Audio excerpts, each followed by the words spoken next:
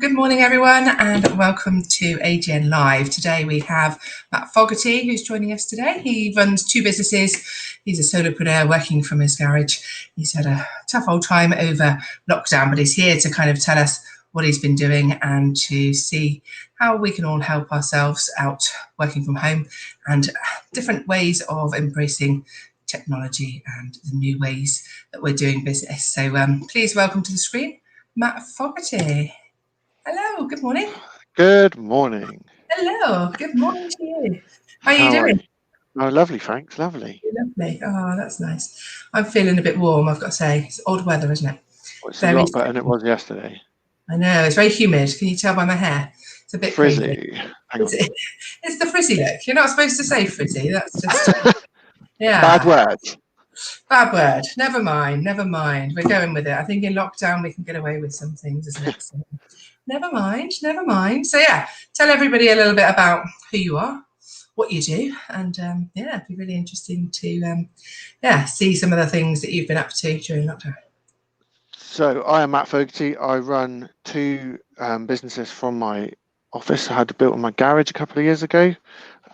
One revolves around document legalisation and is called the Apostiles Group.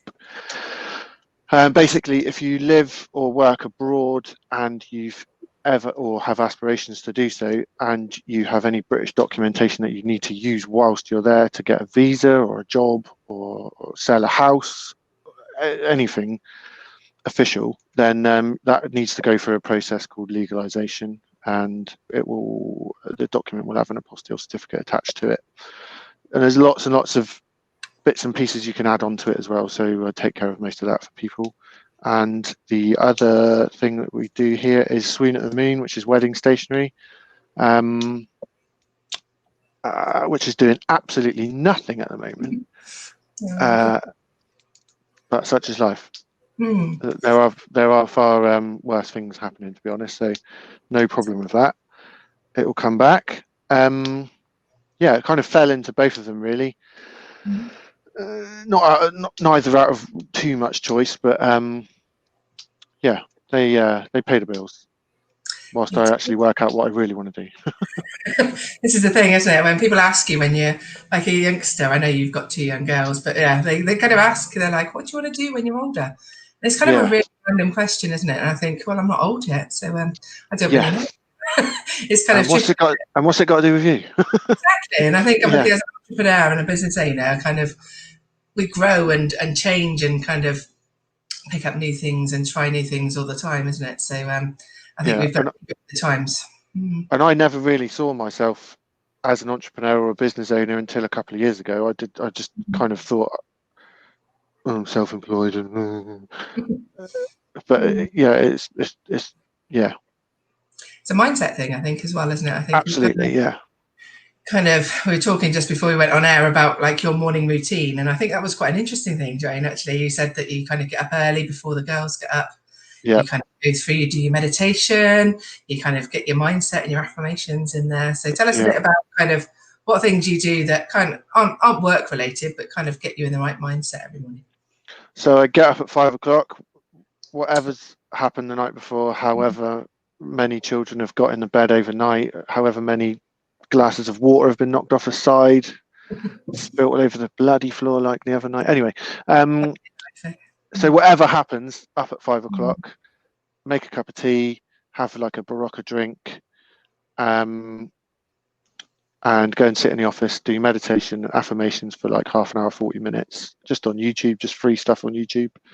Found a couple of things that work for me, and then get into the stuff that I need to do that I cannot be interrupted in. So usually that revolves around website bits and pieces or creating content. You know, I can just sit down for a couple of hours and just bash something out and get it tip top first time without having to go back over it over a certain amount of days. And yeah, so yeah, we were talking about this in our members meeting yesterday, weren't we, about obviously interruptions and kind of how actually being focused in the morning can be quite good to kind of eat the frog, not necessarily literally, but obviously get those jobs done perhaps that are kind of the ones that we've been putting off or the ones that we don't want to do first thing.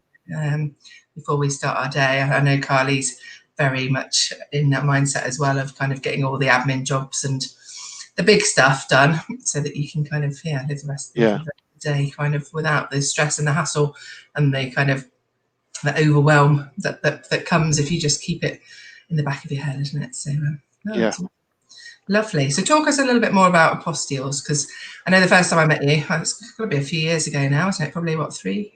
Probably about that, yeah, 3 or so years ago. Yeah, so we met through obviously another a business mentoring group, and actually it was quite interesting when you were talking about what you did. I had no idea what it was, and it's quite rare to come across a job or kind of something that most people have no idea about unless they have to. I think in the UK, if you've always lived in the UK and you haven't had to do these sorts of things, it's a whole genre of area that nobody knows about. So tell us a bit more about it and why it's so important and kind of where you get your jobs from and stuff like that. Yeah, so many years ago, there used to be each country would have their own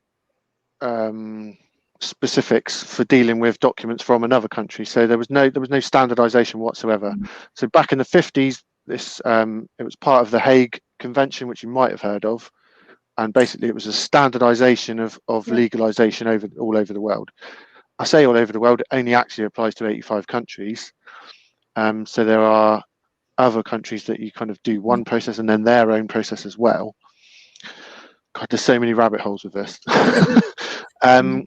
So, and it involves basically just presenting the document to the Foreign and Commonwealth Office in the UK.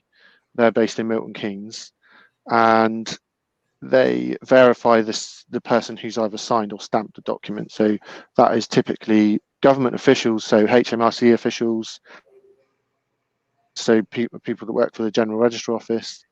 Police certificates are signed by constables and people within, so government officials, or if they're not an official government issued document, then they have to be signed by a UK registered practicing solicitor first. I've got access to a few solicitors and a few notary publics, so I can access somebody pretty much whenever I need them and help people to get this sorted as quickly as possible wherever they are. Now, due to the pandemic, the whole system stopped for about 6 to 8 weeks earlier this year. So I couldn't help anybody. So I just had some time off with the girls, which was lovely. Got some money from the government, which was lovely. And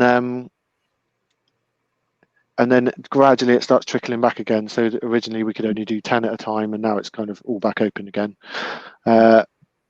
Typically it takes a few days. At the moment it's taken about 2 weeks. There used to be an express service in London where you could get it done on the same day, but that's been shut down and there's no idea when they'll reopen that. So fingers crossed on that, fingers crossed, yeah. So what kind of documents are we talking about? Because it's obviously...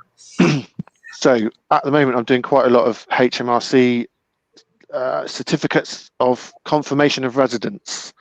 So you will need one of these if you are working in 2 countries, and I do a lot of business in Greece for medical professionals that work in both in the UK and Greece. So they need a certificate from the UK to say that they pay tax in the UK, so they either don't or pay a lesser amount of tax in Greece.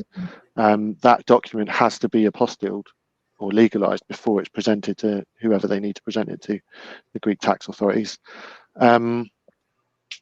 Yeah, so, and I can do birth certificates, death certificates, marriage certificates, they're quite common, wills, probate, powers of attorney for if you're trying to sell a property overseas and you need to give power of attorney to somebody in that country to do it for you, that will need to be apostilled typically. Acro police certificates, so you might not even have heard of those even. So if you need to... It's all new words now. Yeah, sorry, yeah. So if you need to prove that you've got no criminal record in the UK, then you need to have a police certificate which will have your picture on it. I don't think I've got one here actually. Anyway, it's probably GDPR anyway, so it's a good job I haven't. So it's basically got your picture on it and your criminal record if you're unlucky enough to have one, and then that would need to be apostilled and then presented to your potential employer or for a visa. Do a lot of degrees and their associated documents like transcripts, letters of confirmation of study from universities, letters of employment. Pretty much anything that originated in the UK, you can have apostilled. I remember once I did a pet export thing for a lady that was moving to Edinburgh, from Edinburgh to Colombia. And these pet export things only get issued 48 hours before you fly. And she needed an apostille in that time. So she flew down from Edinburgh to Heathrow. I met her at Heathrow, picked up the document, went to get it done, and then brought it back to her daughter at Euston Station in London the next day. So it was a bit of a service, isn't it? Yeah. She paid for it, but yeah, that's what we can do. Yeah. Yeah, so you go above and beyond for your customers sometimes. I just don't say no. I'd find a way. Yeah, find a way. No, I think actually a lot of entrepreneurs have said, obviously, think outside the box a little bit. A lot of us don't have a box. I think it's better that we just live free, isn't it? And just find a way to kind of, get around those issues that are created sometimes by government, and the legal kind of documentation is one of those, isn't it? I think obviously if it has to be checked through, then it's got to be done, isn't it? Amen. Yes, it's very good indeed. I like the sound of that. And as I said, with regards to how long have you been doing this? So has it been something you've been doing all your life, or is it something you kind of, as you said, you fell into it? Fell into it about 6 years ago, because we started the wedding stationery before this bit, and that is a tricky market to kind of get your feet in firmly very quickly. So after a few months, my wife's uncle, who was doing this before I was, said, look, I'm about to hit the VAT threshold, and I don't really want to. So if you want to take a bit of work from me, then by all means do so. So we did, and it basically ended up that over the previous 4 or 5 years, I basically took it off him. All amicably, of course. It wasn't like you there was no headlocks necessary. So yeah. And is it something you enjoy doing? And do you kind of, obviously when it goes through, what kind of issues do you ever come across? Do you have any problems where it doesn't go through for whatever reason? Or tell us about some interesting ones.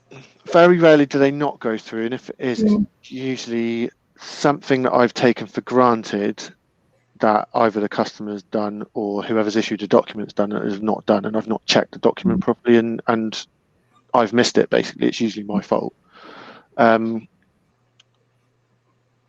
Occasionally the issuing department, the Foreign Commonwealth Office, they will, out of a clear blue sky, just take weeks to get things sorted out, where previously they only take a couple of days. So then people are badgering me, and I'm like, I'm really, really sorry, but we are at the mercy of other agencies here. We can't. I'll just have to let you know when it's done, really. Yeah, I think that's the thing, isn't it? It's the other cogs in the system sometimes. Isn't it? You rely on other people. Yeah, because I kind of see myself as a service aggregator, and so and then it's very easy for me to say it's not my fault, but I really try hard not to use those words, because that's bloody infuriating when somebody says that to you. Yeah, communication is really key, isn't it? Especially when it's time sensitive. I've got to say, I've just been on the phone to the solicitors about my house sale, because I've just moved house, and I was selling another house as well, and they were like, oh yeah, it's a problem with the bottom of the chain. I was like, well, what is the problem? And I've worked in property, so I know kind of what problems they can have, but they're just vague with everything and saying, well, it's not our fault, we're ready. I was like, excellent, we obviously aren't if the whole chain isn't sorted. But they can go for weeks and weeks without obviously contacting you about the issue, and it just drives, it's infuriating. They love it. It's exciting, isn't it? So let's go on to Swoon at the Moon. Yeah, so okay. Where did you get the name from? Because that's quite a lovely name. I like that. Well, I was on a stag do in Austria, and Honestly, it was the worst, probably the worst 2 or 3 weeks. From there, it could be The interesting. worst 2 or 3 weeks of my life. And so basically about a couple of weeks before the stag do, we'd been made redundant. We just moved into a bigger house, and my wife had left her like permanent job a few months, 3 or 4 months before, and was promised by her friend who employed us both that this job was fine and safe and nothing was going to happen. And then she made us redundant.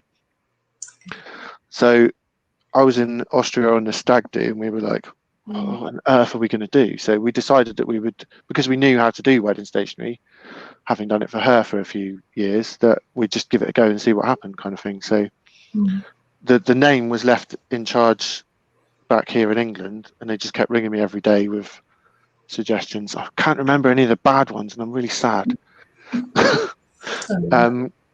And then they just said Swoon at the Moon one day, and I was like, yeah, that's got to be it. That's fine, perfect. Now I'm going snowboarding. Cheers. So it's just one suggestion that kind of fitted, really, I suppose. From that Yeah. So, and now we kind of see the word swoon everywhere. There's like a homeware online selling lovely furniture stuff. There's a really nice gelato place in Bristol called Swoon as well, which I would recommend, at the bottom of Park Street. So that's good. So wedding stationery. So is this an online shop type thing that you've got there? Is it for Yeah. Kind of so?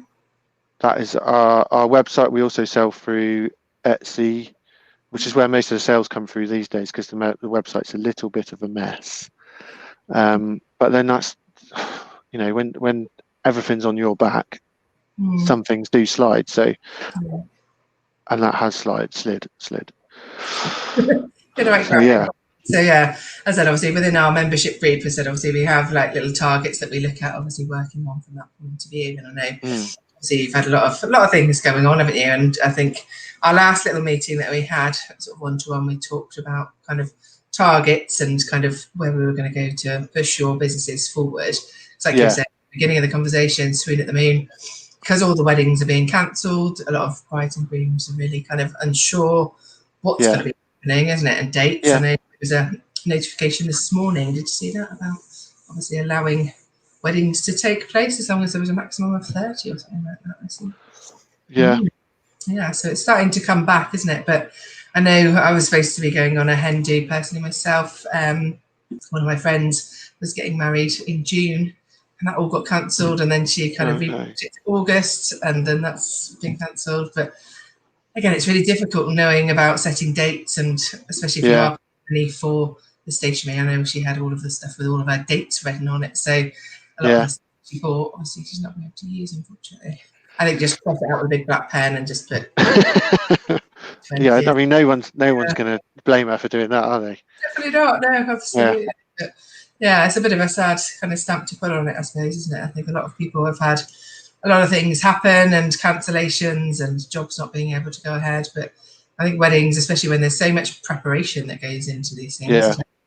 I mean, you do the stationery side, so obviously I'm guessing that's done quite far in advance quite often, is it? Yeah, some of it is done. I mean, there's 3 stages really. You kind of have pre-wedding, which is your save the dates and invitations, RSVPs, that kind of stuff. The wedding day stuff, table numbers, table plans, place cards, and then post-wedding you have thank you cards, or like, I don't know, that it is only thank you cards really. Indeed, yeah, it's interesting, isn't it? And I think, have you noticed with the digital age, the way, because I think weddings are still quite traditional, aren't they? And you don't tend to send like on Facebook and stuff like that. Obviously, it was my friend's birthday yesterday, and you put stuff on Facebook, or you put it you send an email. I think with weddings, it is still quite traditional, isn't it, to keep the paper copies, and it's the keepsake side of things too. Yeah, I think when you look at like wedding prep, you've got lots of websites that have got 10 things to do to get married, and thankfully they've all still got audio stationery on it, so it's very much in people's heads to do. Occasionally you get people doing it themselves, or they'll have a friend do it for them or something like that. But yes, it is thankfully still quite an important thing, and I think it's nice for people to get a physical thing, a nice thing to put on the fridge that looks, well, I suppose it's subjective. You can have garish flowers on the fridge if you want, but Indeed. So what kind of designs do you find are the most kind of popular from your, do you kind of go for more the traditional ones, or have you got a selection of modern and we've gone scattergun with design styles. We've got about 60 plus ranges, all sorts of, there's quite a lot of vintagey stuff, I suppose, flowery, but there's some kind of stripped back basic stuff, and we've just done some like white with botanicals on as well, so we kind of evolve with the market really. Whatever we see selling, we'll kind of just jump on board, and probably the wrong way to do it. We should lead really, but yeah, I think it's tricky, isn't it? Obviously with that sort of thing, it evolves all the time, doesn't it? And it's the season's colours, and I think back to organising weddings used to be very traditional, didn't it? And most people were just like one or two different colours. And nowadays they're a lot more modern, they're a lot more funky. People aren't wearing white dresses, they're kind of getting married in a barn or kind of in a field, or kind of going and doing something a little bit different. But I said the wedding stationery seems to, like you said, be a staple that's continued, which is good for you at the moment. Is it something that you're looking at doing kind of digitally as well, perhaps? Can I just, the postman's here, I won't be a second. Of course the postman's there. No problem, Matt. Absolutely. The joys of working, obviously, when you're in your own garage. Yes.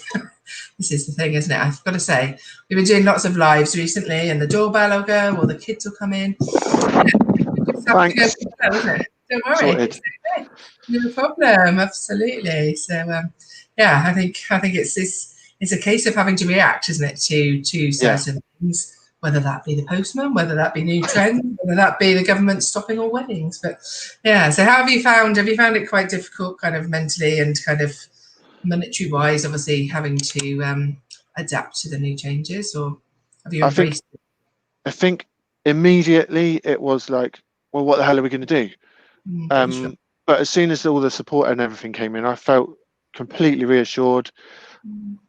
Everything I did was shut down, so I literally had nothing to do but just enjoy the weather, enjoy these girls.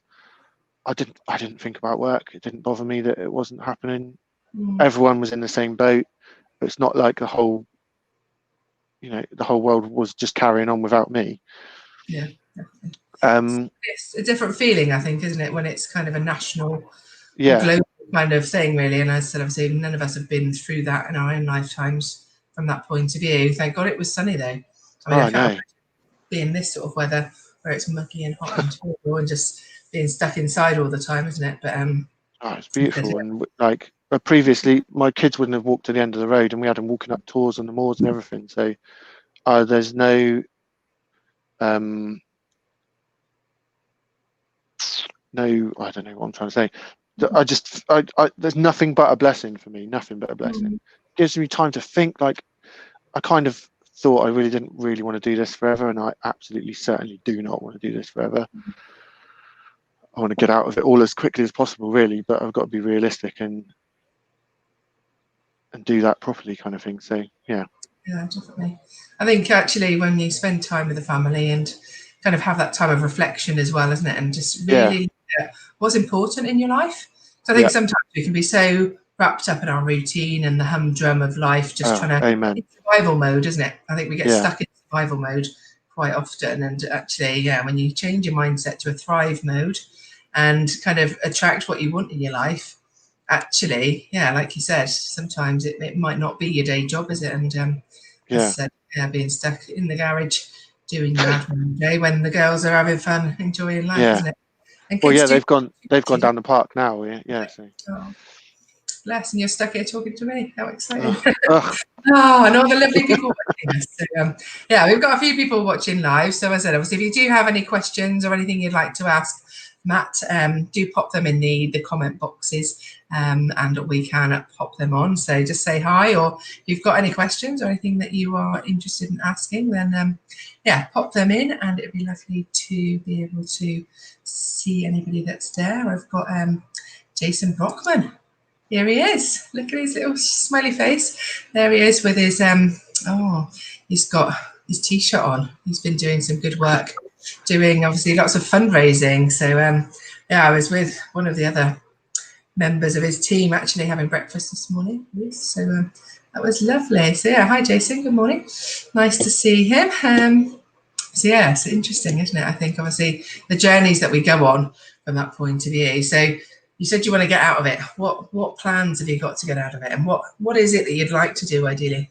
Well, I still don't know. I mean, I kind of I'm attracted to property, but I feel like a bit of a charlatan about that, because like everyone's in property, aren't they? So like it all depends on who you hang around with. A lot of people in my world are into property, but that's because I'm into property. But yeah, as I said, it's surprising the amount of people that aren't into property. But it's one of those things that you've got to learn about, isn't it? And I think actually the market at the moment, I think is quite uneasy. They've put a lot of things in about obviously saving on your stamp duty to try and boost the market. And I think because nothing's sold within the last kind of like 6 months, it's been a really difficult time. Yeah.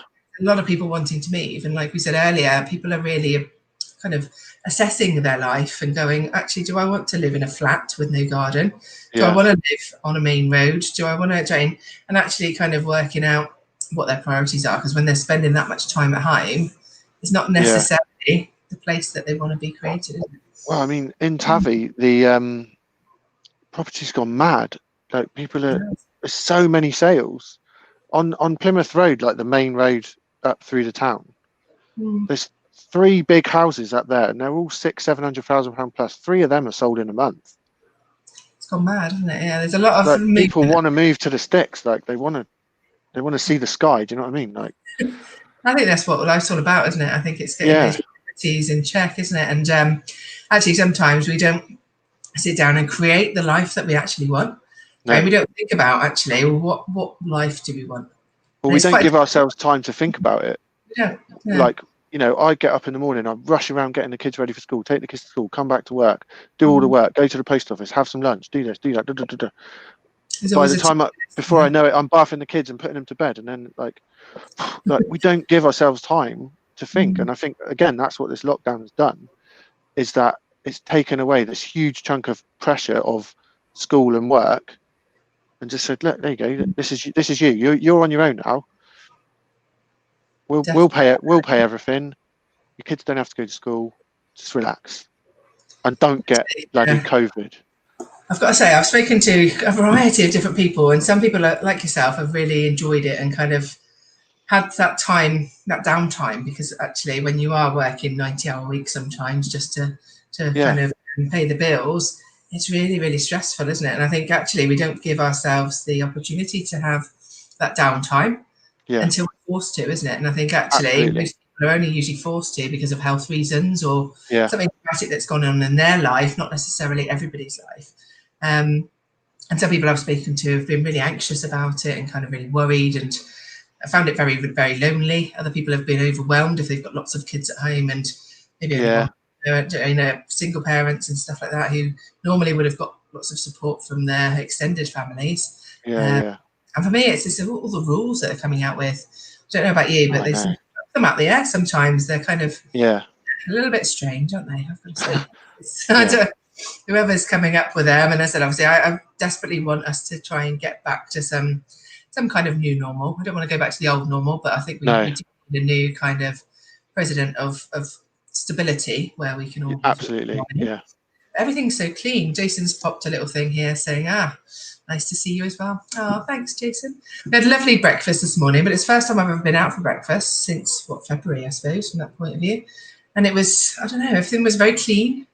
They were kind of coming round and they were making sure it was all kind of all done really nicely, Jane. And actually, there's less people, so there's less stress and less kind of overwhelm. And actually, it felt really nice just to get out and about and see people physically, isn't it? Because although it's great doing these kind of online Zooms and meetups and stuff like that, obviously it's that connection, isn't it? And I think a lot of people that have been shielding, I really see sorry for them, because it must be very, very difficult, especially the elderly people who are on their own, isn't it? Just not having that communication.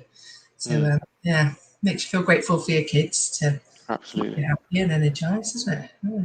I think kids deserve a lot of credit as well, because they're obviously used to going off for the day and spending, most of their waking hours in large spaces with lots of other children, and all of a sudden all they've got is siblings or parents. And like my kids, obviously there's been meltdowns and there's been moments, and Drama. even days when it's been difficult, but they're amazing. I sat and worked, I've got a four and just about a half-year-old, and I sat and worked out the amount of weeks, and it works out like something like 8% of her life has been in lockdown. And when you put it like that, like they're remarkable beings. Kids, they're very resilient, remarkable.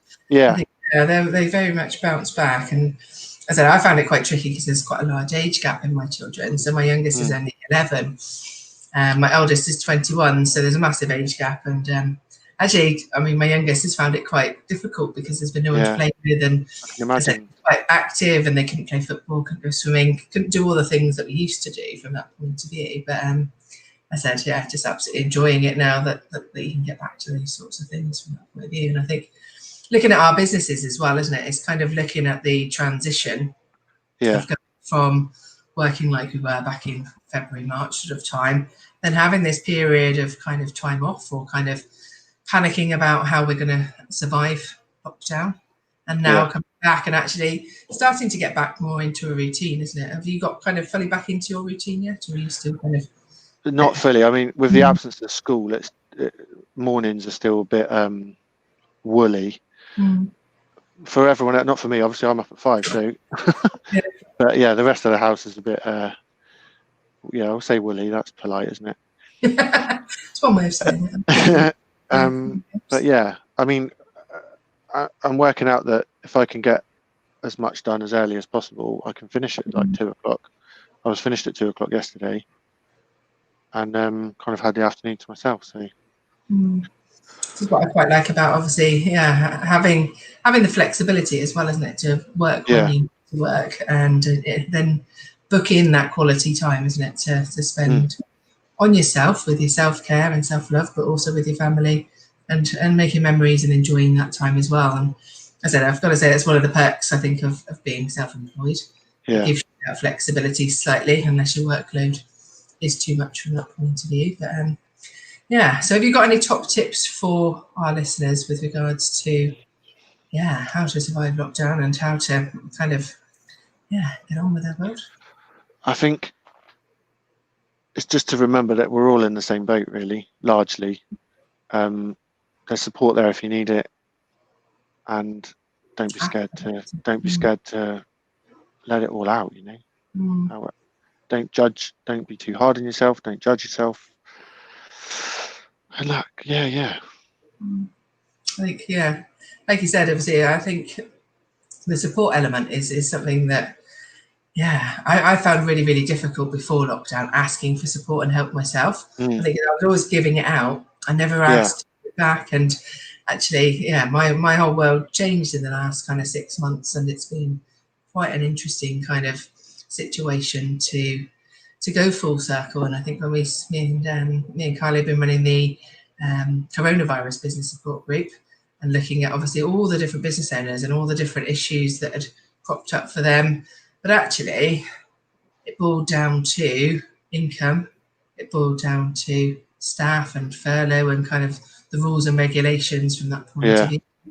But also having that connection and that support network of people that had your back, and someone that you could speak to that knew the stresses and strains you were going through as well, which is kind of why Ambition Growth Network works from that point of view, having that that really close-knit community where we can all work together and help each other when you need the help, and explore the different options from that point of view. But we had a little talk the other day about targets and making visual plans. Have you still got your visual plan with your...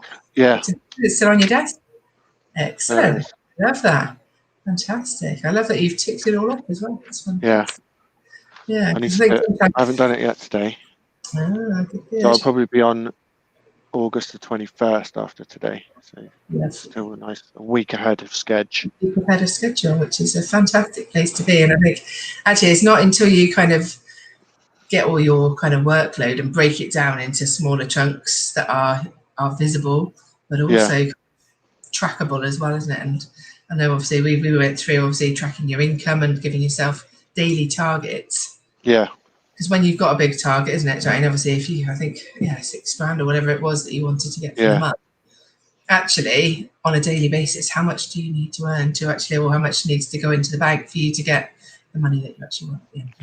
And then I had a lovely big order halfway through as well. So it's lovely, isn't it? Yeah.